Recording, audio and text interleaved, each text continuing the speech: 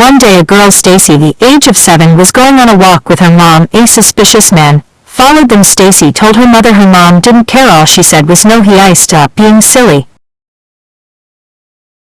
Stacy felt annoyed that her mom didn't care. Stacy did tell to her mom the rest of the walk the man was still following them. But the weird part was that he was on Stacy's side.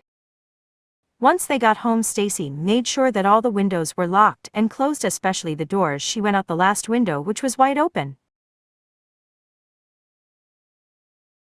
She heard a whisper in her ear. She heard "Stay calm." She got frightened. She turned around. There was the man. She yelled for her mom, although her mom was on the second floor in the shower. She punched the man in the stomach, hoping he would leave her alone, although he didn't. He told her that if she went into his van he would buy her anything she ever wanted. She thought about it. After a while she said, "Sure, okay. You promise me you will?" The mystery man said, "Yes, of course, little girl." Stacy said, "Okay," joyfully. He got her into the van. She waited 15 minutes for him to go in the car with her. He came into the car. Stacy said, "What took you so long, mister?" He said, "Well, in order to get you anything you want, your mom had to go bye-bye." He smiled.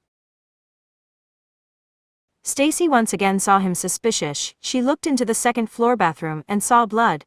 She said, "Sir, what do you mean go bye-bye?" He responded with like playing a ketchup game, where you put ketchup on windows. That's the fun. Stacy thought he told the truth. She told him, "Okay, thanks for the information, sir." They drove for 2 hours. Stacy began to talk. "Sir, can we get some cotton candy? I'm hungry." He responded with a "Sure, why not, come for a part." For your info, angels, this is a made-up story, and I'm using old videos of me playing Tower of Heck. He bought cotton candy for her. She said, "Thank you, mister." She was very happy. He responded with, "You're welcome. If I may ask, what's her name?" She said, "Stacy."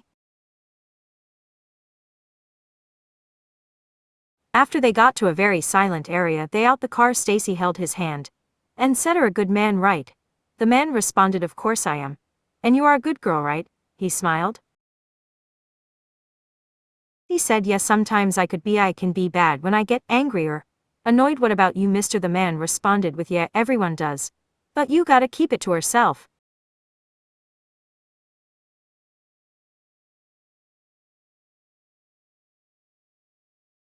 They walked into a very dark, dusty house. Stacy asked, "Where are we?" The man responded, "Oh, we are at a perfect home for the perfect little girl." He smiled weirdly. She said, "I pictured a big pink castle."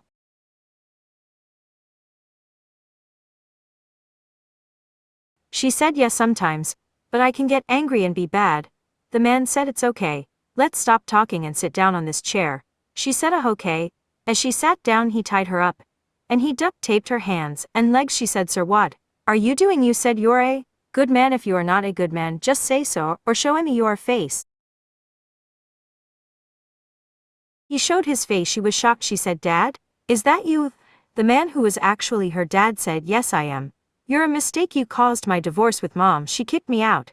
I was homeless for 5 years." Stacy, 5 useless years. She got mad. She yelled so loud, and he fell to the ground and couldn't stand up for a second. She was devastated on what she did. He finally got up. He yelled, "You disrespect Emmy, your da." She interrupted him and yelled, "You're not my dad anymore."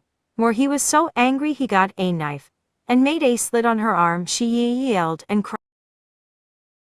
He said, "That's what you get, you dumb little rascal." She yelled as loud as she could. He passed out. The knife fell on the armrest of the chair. She used her mouth and grabbed it. She cut her arms out, then her legs. She escaped the room. But then there were 2 other men out there waiting. She went out either way. She got to knife, stabbed them both, and got a phone calling 911. She waited. A cop got there. The cop said, "What happened, little girl?" After Stacy explained everything, the cops saved her. Then Stacy moved to a safe place. She got a new family. Her new mom was pregnant. She had a little brother. Her dad cared so much for her, so does her mom. Lived happily ever after the end. She lived happily ever after the end.